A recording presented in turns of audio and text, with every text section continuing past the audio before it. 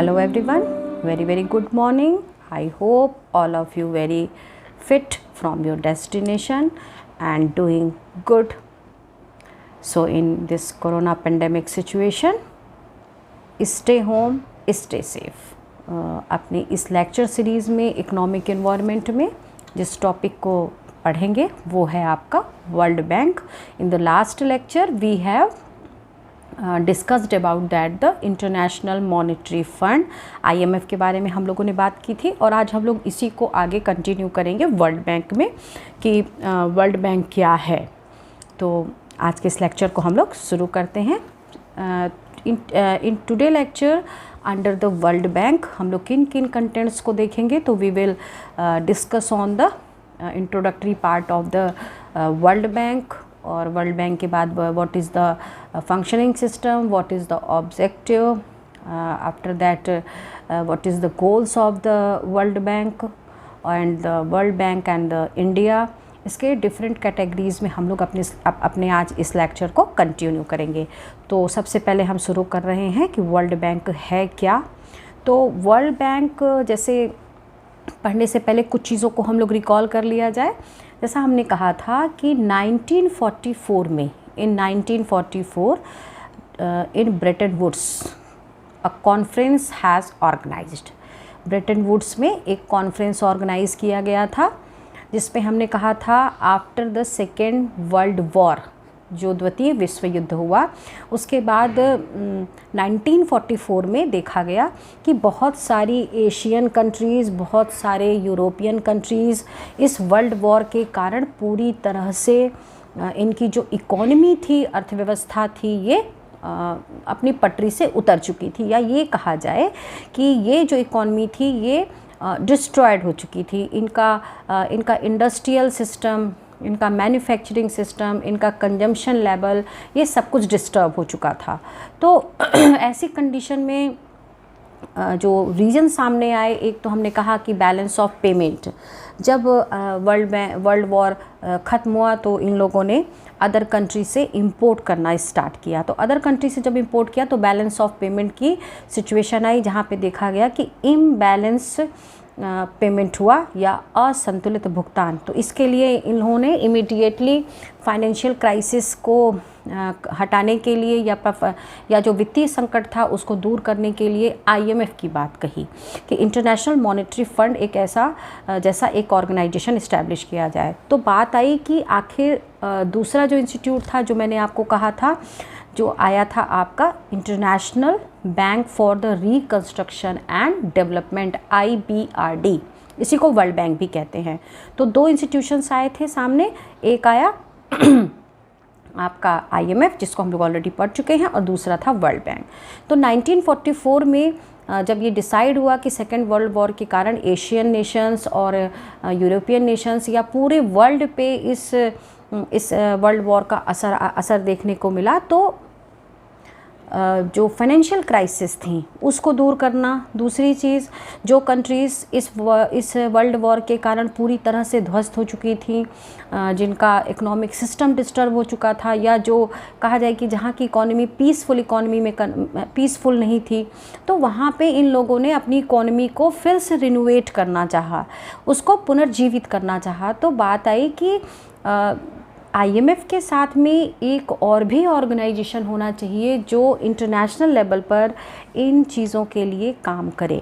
तो हम लोग उसी से अब स्टार्ट कर रहे हैं. तो the world bank is an international financial institution that provides financial and technical assistance to developing countries for development programmes. तो वर्ल्ड बैंक का जो ध्यान देने वाला, यहाँ पे कोट करने वाली लाइन है वो है कि वर्ल्ड बैंक मेनली एम्फसाइज करता है टेक्निकल असिस्टेंस, तकनीकी सहायता, और फाइनेंशियल असिस्टेंट, वित्तीय सहायता. और किन देशों के लिए? फॉर द डेवलपिंग कंट्रीज़ और द फॉर डेवलपिंग इकोनॉमीज़, उन देशों के लिए जो अभी विकासशील हैं या जहाँ पर अभी विकास कार्य चल रहा है. They are not the fully developed, जो पूरी तरह से अभी विकसित नहीं हुए हैं. तो ये उनके लिए काम करता है world bank. Then the second thing हम लोग यदि इसके इस्टेब्लिशमेंट की बात करें तो वर्ल्ड बैंक का जो कंसेप्ट था वो 1944 में ब्रेटन वुड कॉन्फ्रेंस में इस चीज़ को डिसाइड किया गया, उस कॉन्फ्रेंस सम्मेलन में, कि आईएमएफ के साथ में एक और इंटरनेशनल ऑर्गेनाइजेशन होना चाहिए जो सिर्फ बैलेंस ऑफ पेमेंट के लिए फाइनेंशियली असिस्ट नहीं करेगा, बल्कि और भी जो कारण होते हैं डेवलपिंग कंट्रीज़ में, जैसे युद्ध से जो अर्थव्यवस्थाएं ध्वस्त हो चुकी हैं, या पावर्टी है, या हेल्थ इश्यूज़ हैं, या ह्यूमन डेवलपमेंट है, या एनर्जी है, ट्रांसपोर्टेशन है, इंफ्रास्ट्रक्चर फैसिलिटीज़ हैं, इन सब के लिए जो फाइनेंस का या टेक्निकल असिस्टेंस होगा वो वर्ल्ड बैंक करेगी। ये चीज़ यहाँ पे डिसाइड की गई। देन वर्ल्ड बैंक पे हम लोग यदि बात कर रहे हैं तो एक चीज़ और भी ध्यान में रखने वाली है कि world bank is a specialised agency of the united nation and it is established in 1944। 1944 में जब ब्रेटन वुड्स कॉन्फ्रेंस ऑर्गेनाइज़ किया गया था, उसी समय वर्ल्ड बैंक को इस्टेब्लिश करने की बात कही गई। तो ये 1944 के उस कॉन्फ्रेंस का रिज़ल्ट था वर्ल्ड बैंक। इसका इस्टेब्लिशमेंट कब हुआ, तो इसको यदि हम लोग देखें तो December 1945 world bank has been established. 1945 में वर्ल्ड बैंक को इस्टेब्लिश किया गया था, but its functioning system started from June 1946, लेकिन इसने अपनी जो कार्यप्रणाली शुरू की वो की है जून 1946 में। तो यहाँ पे तो ये बात आ गई कि वर्ल्ड बैंक कब इस्टेब्लिश हुआ, तो 1944 में इसको फ्रेम करने की बात कही गई, उसका प्रपोज़ल पास हुआ, लेकिन 1945 में ये इस्टेब्लिश हुआ और इसने अपना काम जो शुरू किया है वो 1946 में किया है। तो ये चीज़ ध्यान में रखनी है। दूसरी बात कि जिस तरह से आईएमएफ का जो हेड क्वार्टर है, मुख्यालय है वर्ल्ड बैंक का, वो भी वॉशिंगटन डीसी में ही है। इसके बाद हम लोग बात करेंगे कि डेवलपिंग कंट्रीज़ पर ही क्यों फोकस करता है, विकासशील अर्थव्यवस्थाओं पर ही ज़्यादा इसका अटेंशन क्यों है। तो यहाँ पे है इनका कि it's established with the purpose of helping less developed countries raise their living standard. जो विकासशील अर्थव्यवस्थाएं हैं वहाँ के लोगों का जीवन स्तर सुधारने के लिए, उसको इम्प्रूव करने के लिए वर्ल्ड बैंक ज़्यादा अटेंशन पे करता है। तो that is the basic reason. Then world bank के एग्जिस्टेंस की जो हम लोगों ने बात कही कि वर्ल्ड बैंक अस्तित्व में क्यों आया, कब आया, तो ये हम लोग कर चुके हैं कि सेकेंड वर्ल्ड वॉर के बाद जब एशियन नेशंस और यूरोपियन नेशंस क्राइसिस से गुजर रहे थे, फाइनेंशियल इनको क्राइसिस थी और they are needing financing to fund reconstruction efforts. ये अपने पुनरुत्थान के लिए काम करना चाहते थे, रिकंस्ट्रक्ट करना चाहते थे। मतलब जो इकॉनमी ध्वस्त हो गई है या डिवास्टेड इकॉनमी हो चुकी है, वहाँ पे फाइनेंशियली सपोर्ट करते हुए या फाइनेंस के थ्रू ये अपने आप को रिकंस्ट्रक्ट करना चाहते थे, स्वयं को पुनर्जीवित करना चाहते थे, रीअलाइव कहना कहेंगे, क्योंकि ये अर्थव्यवस्थाएं तो वॉर के कारण पूरी तरह से ख़त्म हो चुकी होती हैं। तो ये इसका एग्जिस्टेंस का पर्पज़ आया। The purpose of the bank are vested in a board of governor. The bank gives loans for project that will lead to economic growth. Mainly ये उन प्रोजेक्ट पर पैसा खर्च करना चाहता है या फाइनेंशियली असिस्ट करना चाहता है जिनसे इकोनॉमिक ग्रोथ का कंसेप्ट, आर्थिक वृद्धि की जो अवधारणा है वो उसका सिग्निफिकेंस प्रूफ हो सके, या ये कहा जाए उन प्रोजेक्ट में पैसा लगाएगा, उन परियोजनाओं में जिनका इकोनॉमिक ग्रोथ में, आर्थिक वृद्धि में जिनकी महत्वपूर्ण भूमिका होती है। देन ये कौन से प्रोजेक्ट्स हो सकते हैं, इसको ज़रा सा हम लोग कैटेगराइज करते हैं, इनका वर्गीकरण करते हैं। तो the projects are usually concern with the electric power, roads, railway, agriculture, water supply, education, family planning etcetera. ये कृषि पर, ऊर्जा पर, रेलवे पर, सड़कों पर, जलापूर्ति पर, शिक्षा पर और परिवार नियोजन जैसे प्रोजेक्ट पे ये लोन प्रोवाइड करता है, एज अ लेंडर काम करता है। और एक चीज़ मैं यहाँ पे मेंशन करना चाहूँगी कि आईएमएफ जो है वो शॉर्ट टर्म लोन देता है, लघु अवधि के लिए ऋण देता है, जबकि world bank long term loan provide करता है, दीर्घकालीन अवधि के ऋण देता है। फिर इसके बाद हम लोग बात करेंगे जैसे मैंने कहा कि इनकी कैटेगरी क्या है, किन किन प्रोजेक्ट पे ये फाइनेंशियली असिस्ट करते हैं, वित्तीय सहायता के क्षेत्र कौन से हैं, तो वो हम लोगों ने अभी डिस्कस किया। साथ में इन्वायरमेंटल कंपोनेंट्स पर भी इसका अटेंशन रहता है, ध्यान रहता है वर्ल्ड बैंक का, कि पर्यावरण से संबंधित कारकों के लिए या पर्यावरण सुरक्षा के लिए भी ये कंट्रीज़ को, देशों को फाइनेंशियल असिस्ट करता है। इट्स मिशन, और भी इसकी कुछ चीज़ें हैं उसको भी हम लोग डिस्कस करेंगे कि वर्ल्ड बैंक का अपना एक मिशन भी है, 2 मिशंस पे काम करता है, हम लोग उसकी बात करने जा रहे हैं। Its mission is to fight poverty with the passion and the professionalism for lasting result and help people help themselves and their environment by providing resources, sharing knowledge, building capacity and forging partnership in the public and the private sector। इसके साथ साथ में अभी हम लोगों ने कुछ category देखी, कुछ वर्गीकरण किए कि किन किन परियोजनाओं पे पैसा लगाती है वर्ल्ड बैंक। साथ में world bank poverty alleviation, world level पर इसका है कि विश्व स्तर पर गरीबी को मिटाना, ये बहुत बड़े प्रोजेक्ट पे वर्ल्ड बैंक काम करता है कि पॉवर्टी एलिविएशन या गरीबी उन्मूलन के लिए ये हर तरह की सहायता देशों को देता है।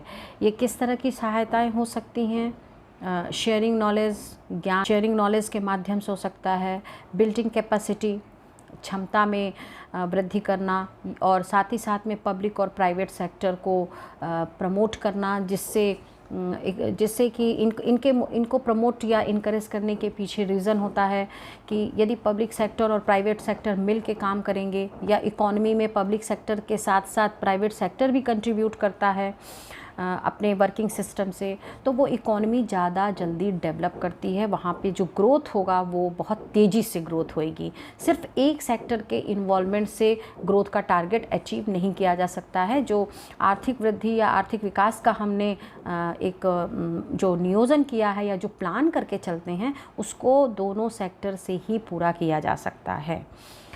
देन हम लोग बात करेंगे it's provides low interest loan. अभी मैंने कहा कि लॉन्ग टर्म लोन देते हैं और इन पर जो इंटरेस्ट रेट होता है बहुत ही नॉमिनल होता है, बहुत ही होती है वो कम होती है। इंटरेस्ट फ्री क्रेडिट्स देते हैं, इसके साथ ही साथ में ग्रांट्स भी देती है। किनको? डेवलपिंग कंट्रीज़ को देती है।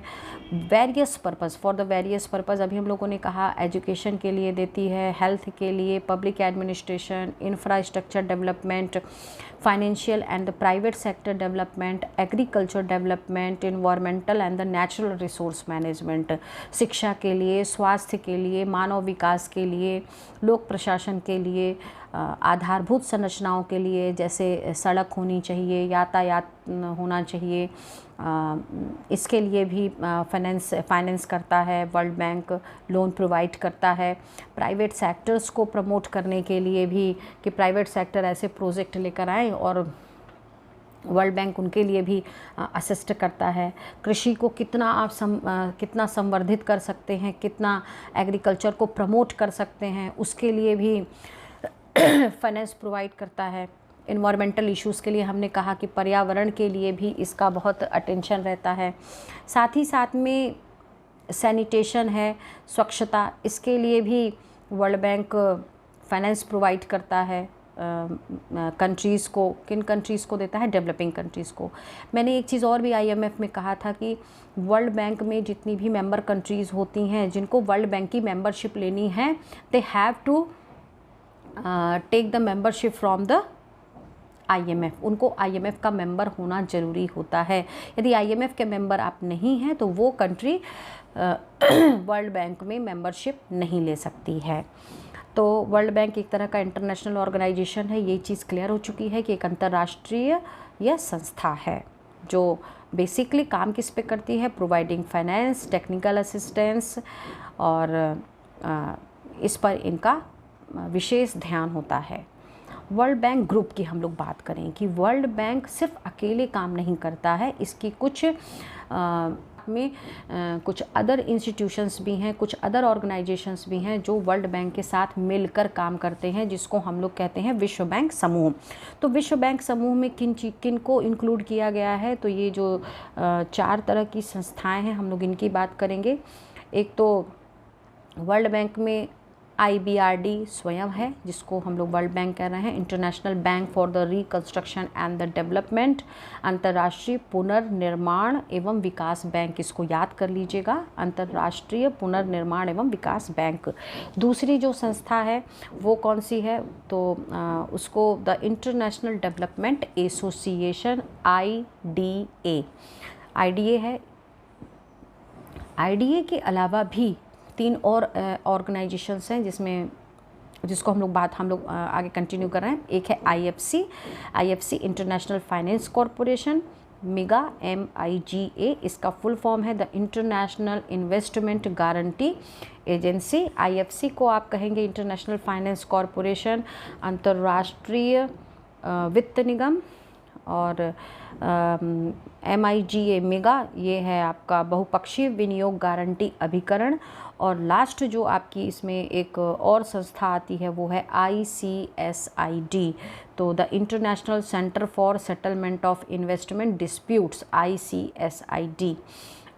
ये वर्ल्ड बैंक ग्रुप में इंक्लूड होती हैं। सबका अपना अलग अलग एरिया डिवाइड है। एरिया डिवाइड होने का मतलब सबका अपना कार्यक्षेत्र इसमें निर्धारित होता है कि IDA किस पे काम करेगी, IFC किस पे काम करेगी, MIGA किसके लिए काम करेंगी, या ICSID है ये किसके लिए काम करेगी। तो ये यहाँ पर कैटेगराइज होता है, ये डिफ़ाइन होता है कि ये जो इसकी सिस्टर्स जो ऑर्गेनाइजेशंस हैं, या ये कहा जाए जो इसकी संस्थाएं हैं जो इसके साथ मिल के काम करती हैं, वो डिफ़ाइन होता है, वो परिभाषित होता है कि कौन सी संस्था किन कामों को करेगी। नेक्स्ट जो है उस पे हम लोग कंटिन्यू करें तो वर्ल्ड बैंक ग्रुप, जैसे मैंने कहा 5 इसमें ऑर्गेनाइजेशंस हैं। उसका डेट, आप फॉर्मेशन डेट भी हम लोग नोट कर सकते हैं। तो IBRD 1945 हम लोग पढ़ ही चुके हैं, जिसको वर्ल्ड बैंक कहते हैं। दूसरा जो आपने कहा IDA, ये इसकी दूसरी बड़ी संस्था है, ये 1960 में 1960 में। उसके बाद IFC आपकी 1956 1956 में।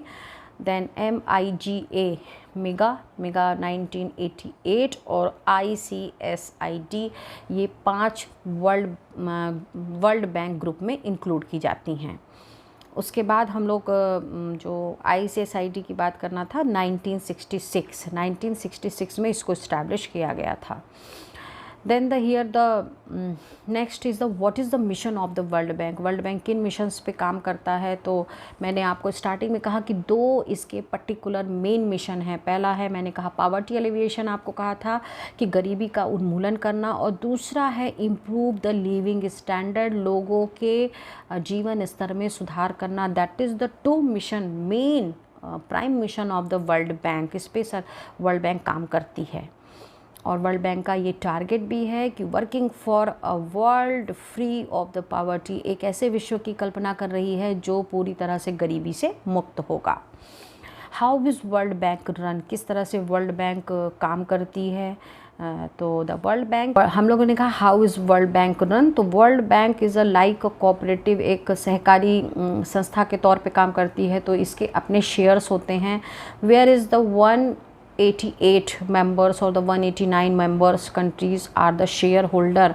इसमें जो इसके अंशधारक हैं वो तकरीबन 188 या 189 देश हैं जो अंशधारक हैं।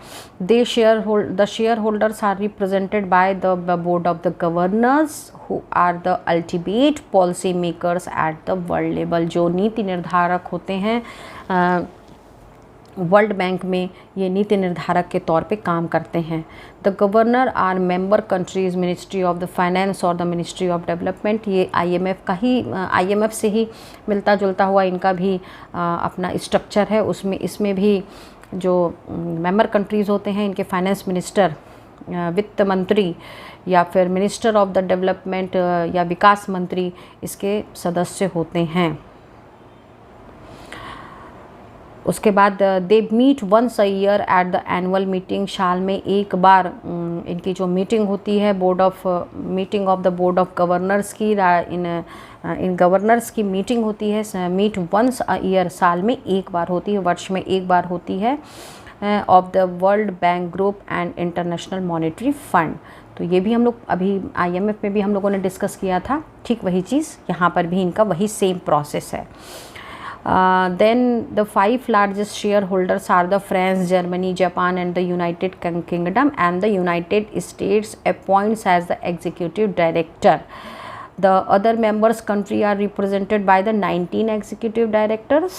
The president is elected by the board of governor for the 5 years renewable term. एक व्यक्ति 5 सालों के लिए प्रेसिडेंट के तौर पे काम करता है, अध्यक्ष के तौर पे वर्ल्ड बैंक में काम करता है, और जरूरत और आगे इसको एक्सटेंड भी किया जा सकता है। इसके बाद मिलेनियम डेवलपमेंट गोल्स में क्या क्या चीज़ें हैं वो हम लोग अभी डिस्कस भी कर चुके हैं। मेनली इसका है eradicating extreme poverty and the hunger, भूखमरी और गरीबी से विश्व को निजात दिलाना। दूसरा है यूनिवर्सल प्राइमरी एजुकेशन। ये यूनिवर्सल प्राइमरी एजुकेशन का मतलब हुआ कि भूमंडलीय स्तर पर प्राथमिक शिक्षा को संवर्धित करना। प्रमोट जेंडर इक्वालिटीज़, जो लिंग विभेद है इसको हटाना, इसको कम करना। एंड द एम्पावर वुमेन, महिलाओं को सशक्त बनाना, उनके सशक्तिकरण के लिए काम करना। रिड्यूस चाइल्ड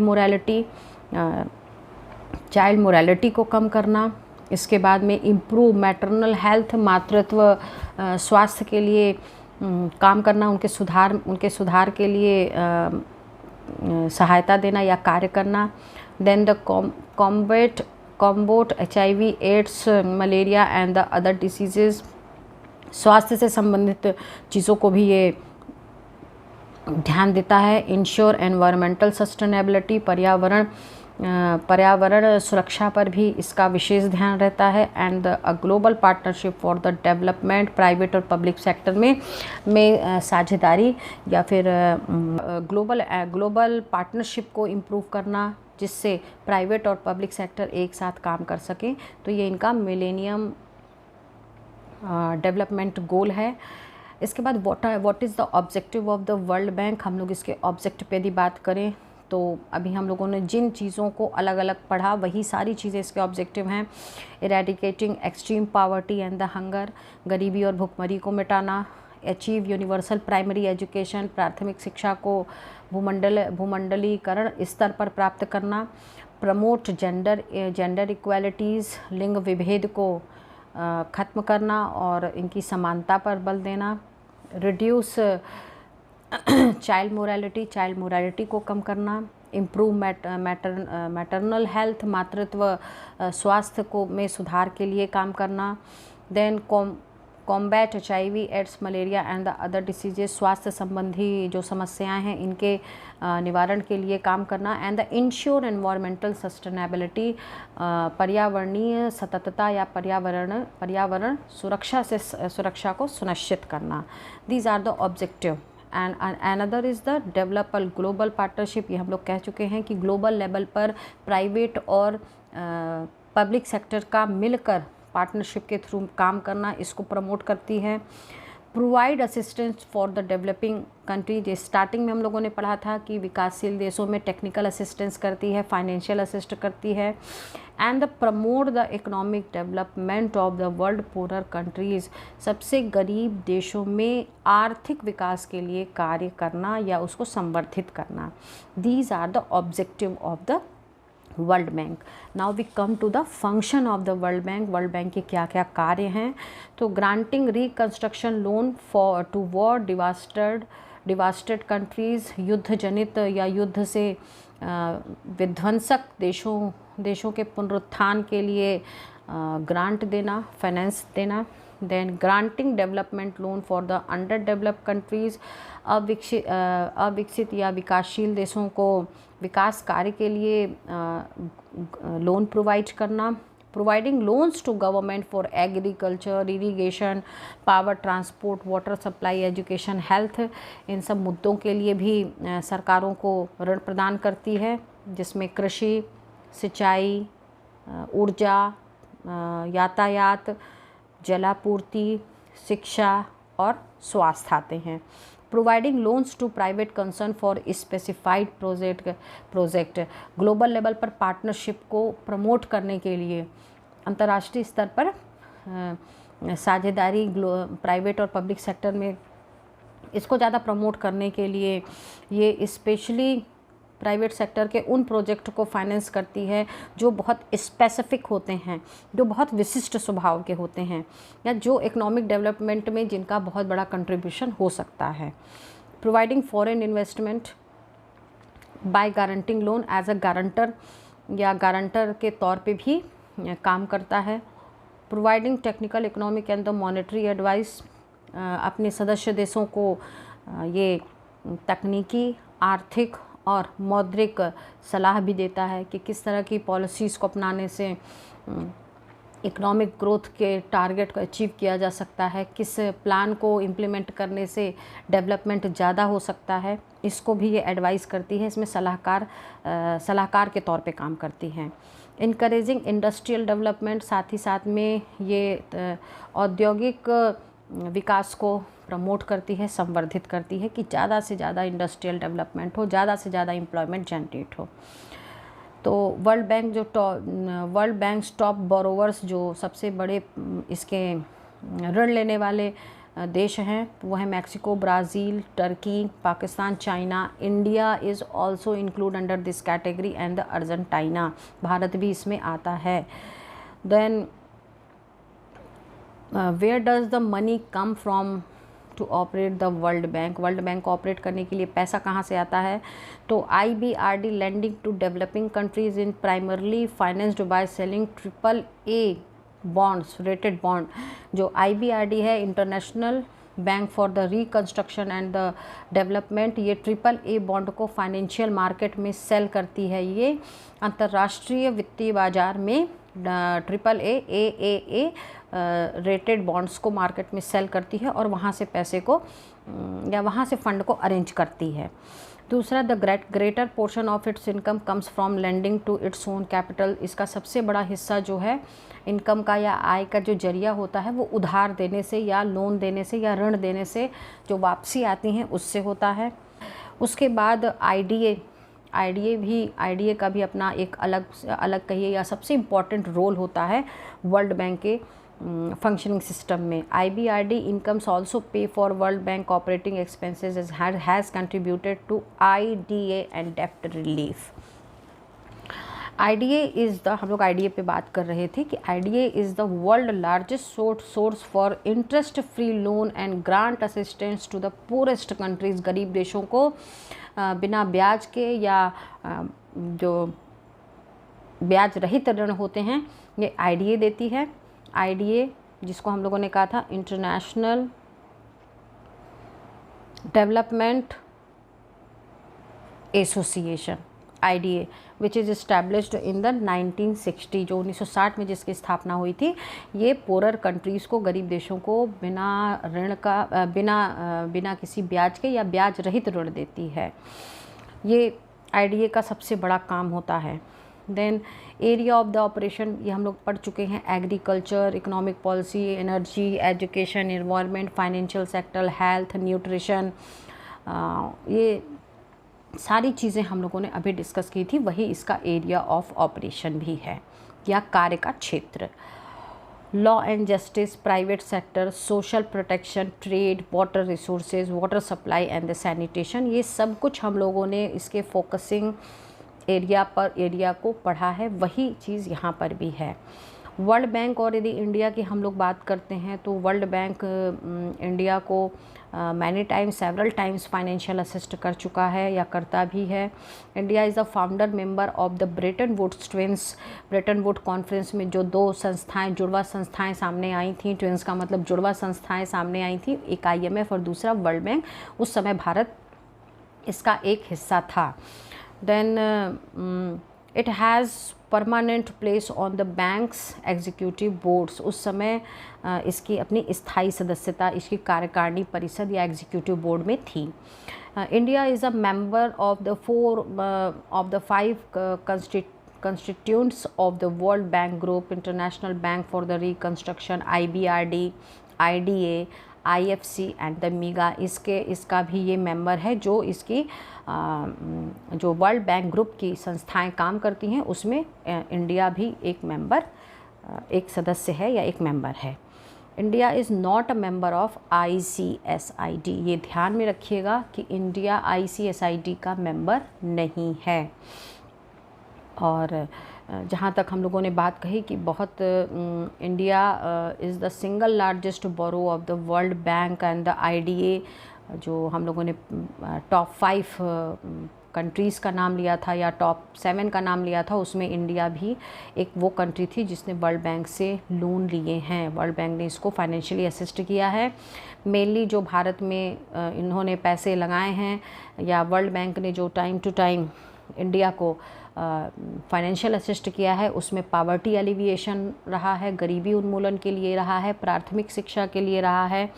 इसके साथ ही साथ में भारत के लिए विश्व बैंक ने रोड्स के लिए, राष्ट्रीय राजमार्ग, नेशनल हाईवे और एनर्जी के लिए, अर्बनाइजेशन के लिए, शहरीकरण के लिए, रूरल डेवलपमेंट के लिए, एग्रीकल्चर के लिए, फाइनेंशियल सर्विसेज के लिए वित्त दिया या कहा जाए फाइनेंशियली सपोर्ट किया है इंडिया को।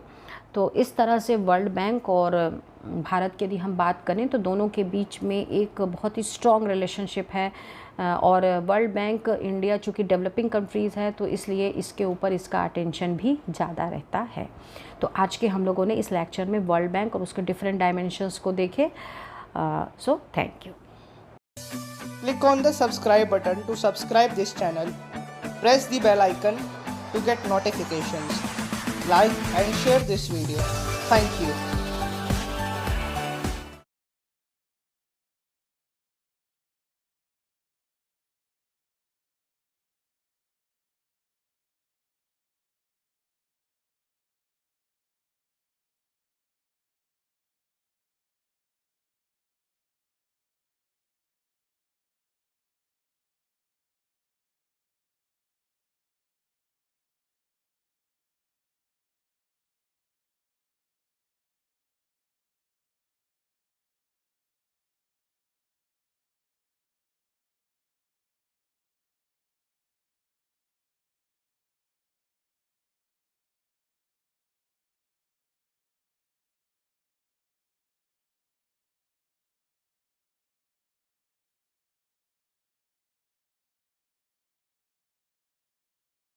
वाशिंगटन